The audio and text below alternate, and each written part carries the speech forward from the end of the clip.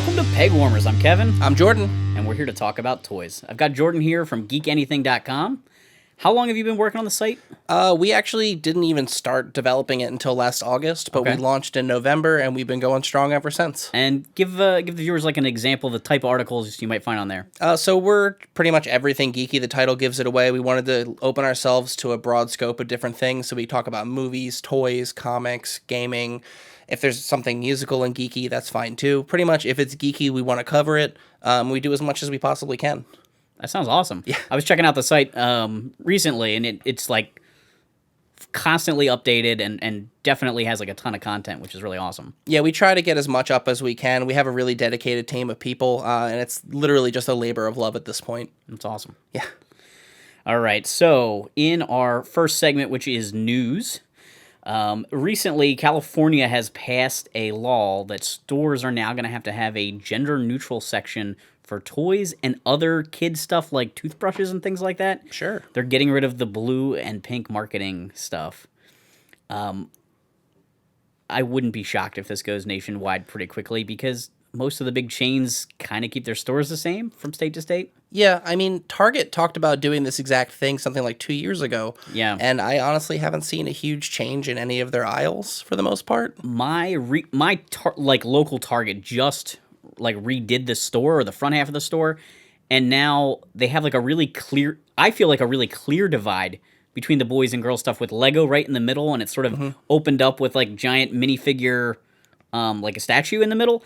So I feel like it almost has more of a divide than it did before because there's like a separation of like, yep, here's the Lego, which everybody plays with, and then pink's over here, blue's over there. I mean, yeah, that makes sense. They've got it sort of split up the same way they always really have, Yeah. but now it even, like you said, looks a little more distinct because you've got, 2 aisles of action figures with one split with cars. Right. Then you've got all the Lego and other building knockoff brands. And then you hit the dolls, and then the preschool stuff's on the end. Yeah. And then maybe the outside stuff if they even have that aisle. So Yeah. The next segment is new to the collection, and I am really excited about this. I was in a thrift store not too long ago, and I really have not been hitting thrift shops at all, basically since COVID. Yeah, of course. And I like drove by one and was like, you know what? I'm just going to go in. And I found a set of Photon, which is an 80s laser tag setup. They actually had places you could go to play Photon, or you could buy the sets for yourself. And there were 2 helmets there. There was the target you could wear on your belt, and only one blaster, unfortunately. But it was too cool to pass up. Of course. And I kind of wanted to bring it on the show and kind of share it with everybody. I also have a laser tag helmet at home from their competitor, and that does not fit an adult. But these helmets you can actually put on, which I was really impressed that they actually fit. I'm a little surprised you aren't wearing one already. I was wearing one earlier, and they actually, I put batteries in it. And, there we go. It lights up. I was having trouble. Earlier I could get it to detect that I was shooting at it, but I haven't been able to since. I'm not sure if I reflected the beam off of something accidentally that was in here or what it was, but I was able to get it to register a hit. And there's also this pack here, which is just a sensor, and the little green light on it will turn red if you hit it sometimes. But it's pretty neat. I never had Photon as a kid, but I knew people had laser tag. Yeah. I never quite got Photon. I was a 90s era laser challenge kind of guy with all the big gray pieces and the red and blue. And I remember I picked one of those up also at a thrift shop, and I think it was like 2 guns and 2 of the chest pieces and 2 of the back pieces, and for some reason 1 giant rifle version. So whoever got the 2 guns that were the small pistols didn't get the rifle, and vice versa. Oh, okay. So we'd always just do it that way. And then I think I had a piece that worked like a grenade. It was like a Nerf ball almost. And you just chuck it out, and it would send off a laser blast in all directions, but half the time that would kill the person who threw it too. So it wouldn't really work. Yeah, with a light beam, that's hard to have a blast attack, I guess. Yeah, it didn't make a lot of sense. But the 90s didn't make a lot of sense. So, my college roommate was in ROTC because he was in the Army, and they had Miles gear, which was actually like where all this stuff kind of led to or came from. The military has their own like laser thing, and so they shoot real blanks, but there's a clip-on on the guns that shoot the laser beam, and then they wear targets. Yeah. And they like once a year they would get to go do this, and that was like always his favorite thing. He would be talking about it for That sounds like a days blast. afterwards. They would put like bounties on their commanding officer and stuff like that, and see who could get him the most times. It's pretty funny. Yeah, so we got Photon. It's pretty crazy. That's a really nice find too. I mean, that's not something you'd come across often anywhere, No. let alone at a thrift shop. And I scoured the store because I was like, the other gun's got to be there. Yeah. So I checked the whole toy section twice. I checked all the electronic stuff, looking through hair dryers and stuff, hoping to find the other blaster. Yeah, and you got to figure it's probably lurking in that back room somewhere, the mysterious Goodwill back room. Right. Yeah, it probably just didn't stick. Even I was shocked in the store that any of it stayed together, because I also got like some of the extra belts and things, and it was all just sort of stuffed in the helmets, and they were just up on shelves. It was kind of bizarre the way it was packaged, but they don't necessarily bag bulky items like that. So. Especially if they don't know what they are. Right. Like, stuff at thrift shops just sort of ends up where it ends up. Yeah. The next segment of the show, we usually talk about a peg warmer, a low-budget toy, or something really bizarre. I've got a little bit of both. Okay. Or at least two of those three things. Sounds good. I don't know if it would be considered a peg warmer, because I don't think it ever made it to the pegs, but I was at a convention a while back, and I like to dig through the random bins. I go to like all the big ones like RetroCon and ZoloCon and all the other fun Philadelphia area ones. And I found this thing in a junk bin for $1, and it's like one of my favorite pieces of my collection just because of how so weird it is. It's Groot from Guardians of the Galaxy, as most of you probably already recognize, dressed like Bruce Lee for some reason. There's no explanation behind this. It was in a package. The package advertised him as Groot as Bruce Lee, but no real reason behind it. There wasn't any other versions of this. There wasn't like a costumed Groot packaging sample out there. So it's just Groot Lee, and for some reason this exists, and it's just a really weird piece that I found that I'm mildly obsessed with. I think when I got him, he might have been a keychain, but I yanked it out because it's too good to leave on keys. But he's just really weirdly unique. And as a Guardians of the Galaxy fan, it's just like I had to have it. Nice. Yeah, that's awesome. So I guess it's like the teenage version of him? I think it's the baby one, which is even weirder because like, why would he know how to do anything Bruce Lee does? He doesn't know how to do much of anything, let alone like, martial arts. That's awesome. Thanks for bringing that on. Yeah. That's really cool. So a while back, Jordan and I were talking about kind of the things that we collect. And one of the topics that kind of came up is that Jordan really likes toys that have a unique design. Mm-hmm. And so one of my favorite toy lines is G.I. Joe. And toys from 82 from that line don't really look like the toys from 94 by the end. The figures got bulkier, they got more articulation, more ridiculous coloring. And so today we wanted to kind of talk about Funko Pops and Minimates because they're just consistently uniform. Yeah, I really like the uniformity of them because it gives me, I think the best way to put it is that there's so many different characters from so many different eras of pop culture that I love. And both of these lines are infamous for giving me the perfect best of both worlds with everything I love in one consistent style and toy line. So, for example, with the Funko Pops, I can have my one shelf in my house where it's just all my favorite 80s cartoon villains from when I was a kid. Right. So it's Megatron and Skeletor and Mumra and the Shredder and everyone else that I could think of that I want on that shelf. And they all look like they belong together instead of just a mishmash of weird scales and heights and articulations.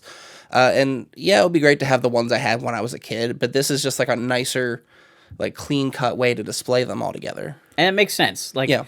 Because that is one of the big problems we have as collectors is you end up with goofy scale issues. You end up with a toy that's got way more shading than all the rest. So yeah, it's definitely a nice feature of it. When I first saw Pops, I was very hesitant on them. I was like, there's just no detail.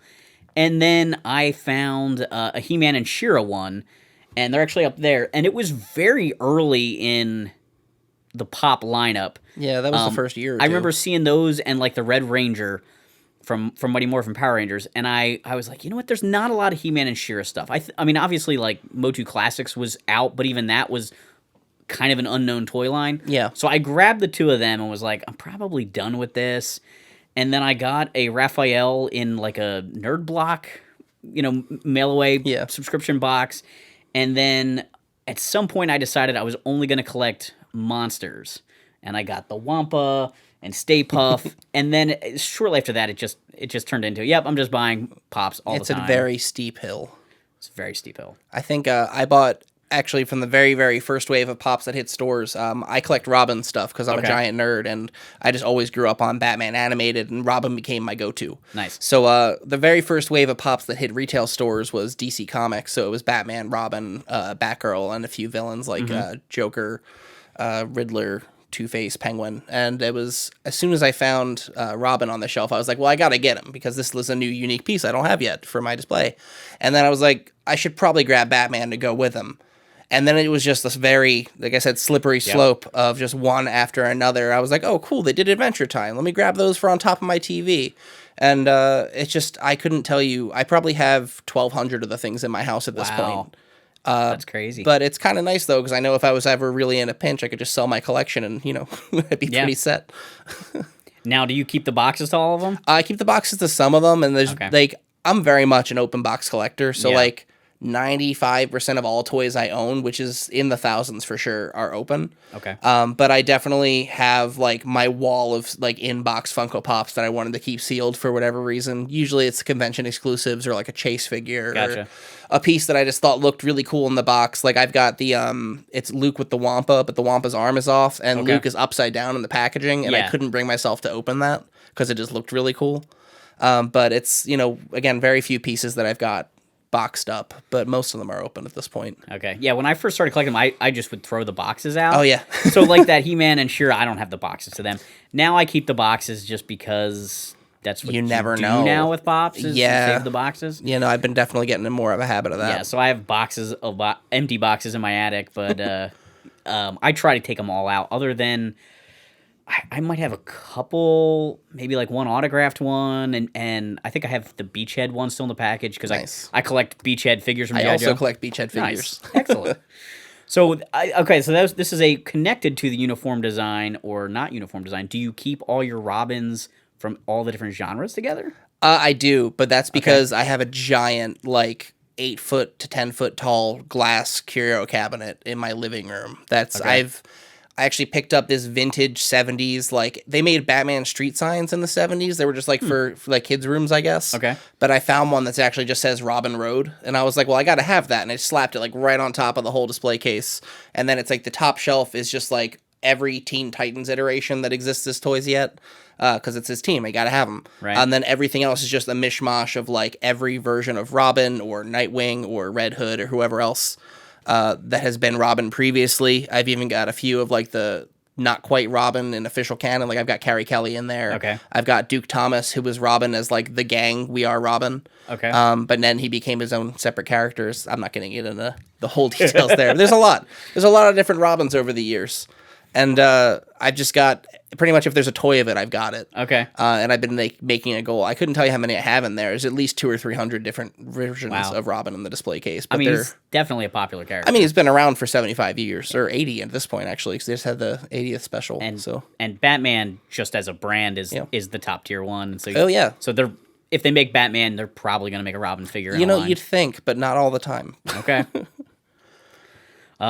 So I'm trying to think of other toy lines. So we've got the Pops, we've got Minimates that you mentioned. Yeah. And then I guess Lego and Playmobil are probably the two other brands that are most known for that uniform design. When you look at it, you know what it is. Yeah, and Playmobil actually has been really delving into pop culture more lately in the last couple years. I know everyone talked about they did Ghostbusters, which is really cool. And then a year after that, they did Back to the Future. I know I've got the DeLorean at home. It's really nice. They did a couple other pieces. They just put out Marty's truck, and they did the 2015 time Marty for the hoverboard chase as a set.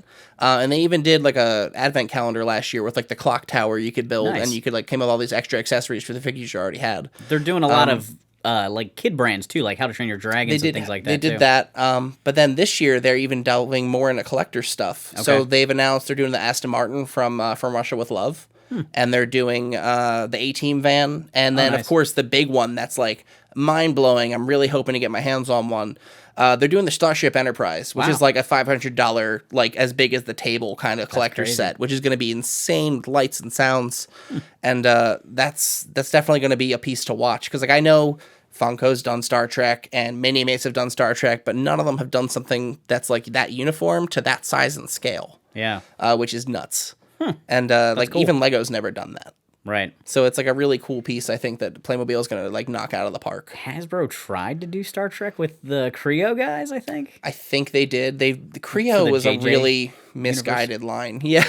Like I think I've got. I think I have the Robin from Creo. That Okay. like I refused to buy the set to get him. I got him from a friend who bought the stuff. So it's when he was finally clearing it out of his house because this Creos just did not do well. I think the only Creo stuff I bought was the G.I. Joes, and I did not buy many of the sets, just the blind bag figures. Yeah. I think I bought Checkpoint Alpha because it came with Beachhead, and that was the only like actual building set. Well, wait, no, actually, no. I'm thinking of a completely different thing. The Creo was they did the Transformers and the G.I. Joe and stuff, right? Yep. That was Mattel, I thought, that did those, right? No, I'm pretty sure that's Hasbro, because Mattel has Mega Constructs. You're right. They bought Mega Constructs, so they wouldn't. Then that's what Creo came out of. I got very mixed up there. That's all right. I forget what the hell the line I'm even talking about is. Then they're like these weird little cube guys, but they sold awfully. But Creo also didn't do great. Yeah. I've got Starscream. I regret to say, and it's not. It wasn't good. Are you thinking of Mighty Mugs? No, Mighty Mugs also failed, but they were also Hasbro. Yes. and they rebooted it, and they also failed again. With the changeable faces, which didn't really add much to it. I bought the Porg because I'm also obsessed with those things. Okay. But like, even that was like, I don't know why I bought this. I think it was on clearance on their eBay page for like $3, and I still thought about it. Like, I have Ray, but I think it was sent to me at some point. Everybody ends up with a random toy from a toy line. Yeah, and like a nerd block or something, and I don't understand the faces that she makes. I mean, it's like a neat concept. It's a much better concept than the first version of Mighty Mugs. Yes. Which went from being like these kind of interesting looking figures that Funko Pop pretty much copied the idea and made it like a more streamlined, welcomed thing. The one thing that I liked about Funko more than the Mighty Mugs was that there was at least unique sculpting. Yes. Like most of the Mighty Mugs are completely the exact same buck with, and it doesn't work well for like Optimus Prime to not be able to have his little earpieces and things like that. Yeah.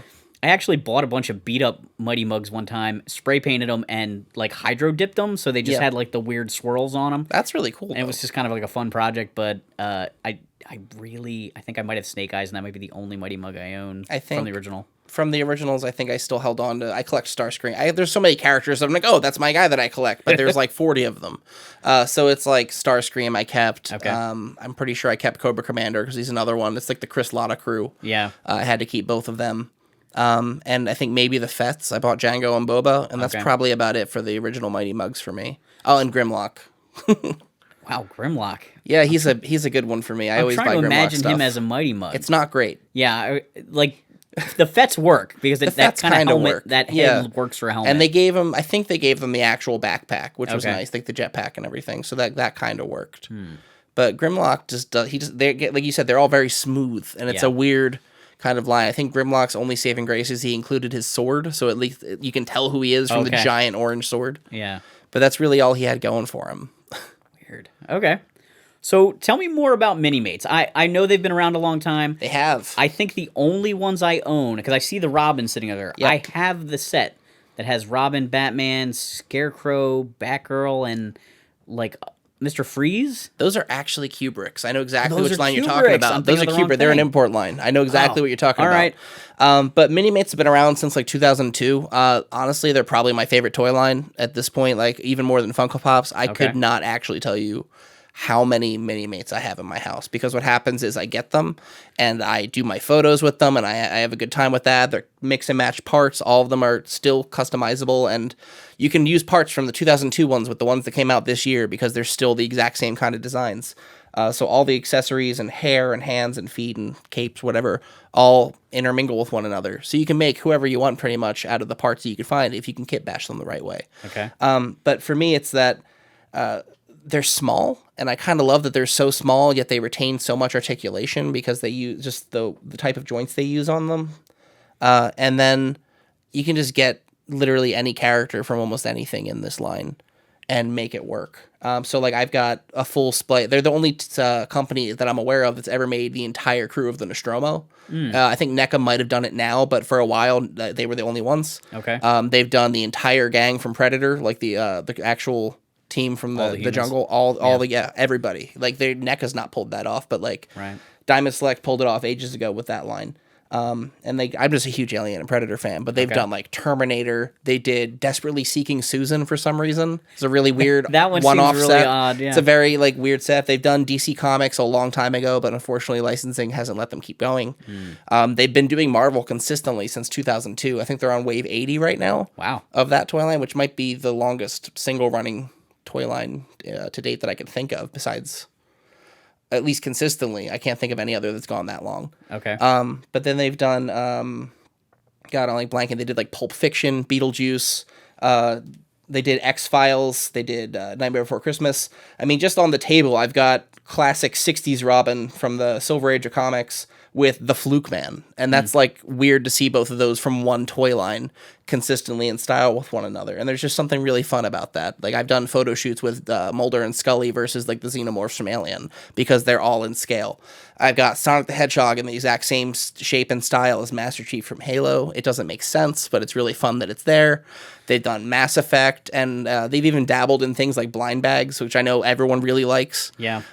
So like, oh my God, they did GameStop exclusive Mass Effect wave. Okay. And the chase figure was the Elusive Man, and it was like really ironically fitting, but also really hard to find that thing. It took me 6 months and like 1,000 different stops at various stores to try and find the thing, but I found them, and that's all that matters. Yeah. I've probably got close to 3,000 of those in my house because they're so small, and when you're done, they just sort of fit into a shoebox really easily, and then they can go in a closet, and it's just really easy to just sort of put them away and not think about them taking up all the space in the world that every other action figure takes up.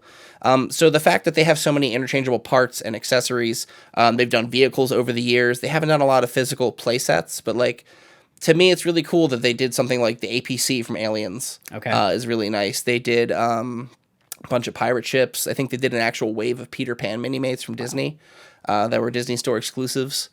And because they work so closely with Marvel, they've been doing a lot more Disney stuff too, because they're all owned in-house. So like they've been doing things like Tron as part of the Kingdom Hearts line, which is also Disney related. Right. And they've just done so many different brands and licenses over the almost 20 years they've been doing this toy line that it's almost impossible to not have one or two floating around if you're a collector.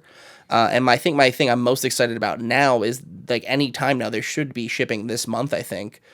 They just licensed a deal with Hasbro. Okay. So they're doing G.I. Joes and Transformers starting this month. They should be hitting stores anytime. I'm waiting for my shipping announcement. So it's going to be exciting. They might be so I was thinking of Minimates earlier, but it was really Kubrick's. Yeah. So these might be my first Minimates then. I'm gonna have to get the G.I. Joe ones. Yeah, they're really nice. I think the first wave is it's a 4-pack with Storm Shadow, Snake Eyes, Cobra Commander, and I want to say Scarlet. Yeah, I think so. Yeah, which is nice because that means we've pretty much got to have Duke next box set. Right. So it's fingers crossed for Beachhead. They'll throw Roadblock in with Duke, I'm sure. I guarantee we'll probably, if I had to guess, like just off the record, my guess for that would probably be Roadblock, Duke, Destro, and Baroness. Yeah, probably. Most likely. I mean, Beachhead for box set 3. Fingers crossed. If you look at like G.I. Joe Classified, that really has shown. Oh yeah. the fan order and like what Hasbro perceives as the most popular characters. Yeah. But you can also figure it out if you look at Yojo.com, who has 40 versions. Beachhead, or not Beachhead. Snake Eyes, Duke, Cobra Commander. You know, and those are the characters that they pump out first in every. Yeah, and line. With all the interchangeable parts, I wouldn't be shocked if we got various like redos of certain characters. Like for example, if they.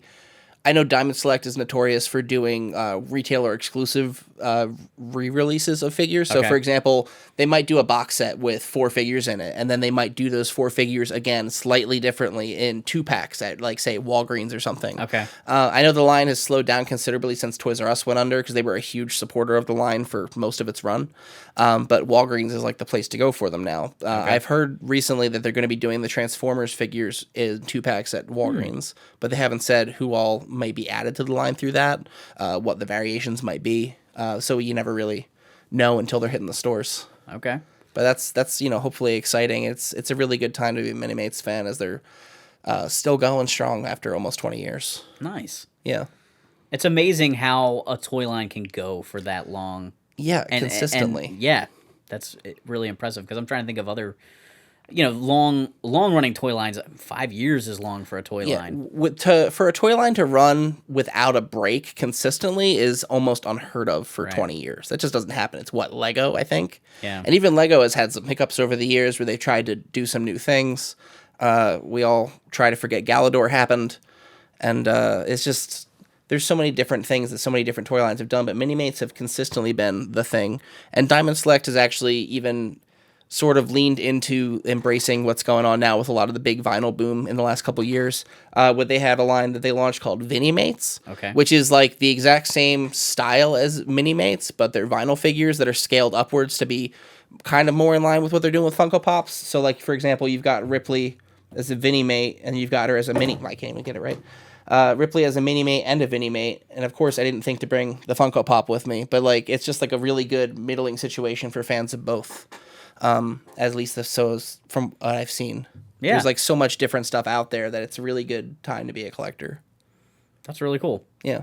I really appreciate you bringing these over to show me. Oh yeah, no, like I love this stuff. This is like, again, I couldn't tell you how many toys are in my house. There's just so much stuff that I could talk about for days at a time.